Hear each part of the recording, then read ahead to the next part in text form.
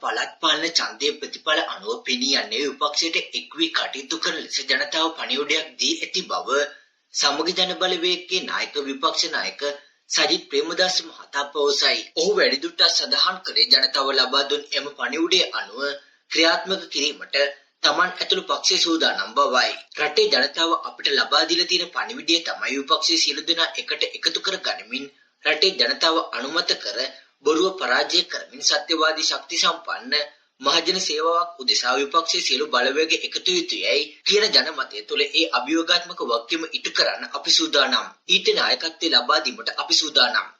ජනමතයට හිස නමා විපක්ෂයේ සියලුම දෙනා එකට එකතු කරගෙන ජනතාව බලාපොරොත්තු වෙන ජනතා සේවාවක් ප්‍රතිපත්ති ගරුකව මේ ඇතිවන එකමුතුභාවය හරහා රටේ ජනතාව දැවැන්ත සේවාවක් ඉටු කිරීම අපේ අරමුණයි. ඊට නායකත්වය ලබා දෙන්න අපි සූදානම්. යනුවෙන් අදහස් දක්වමින් විපක්ෂ නායක සජිත් ප්‍රේමදාස මහතා මෙම අදහස් පළ කරන ලදී.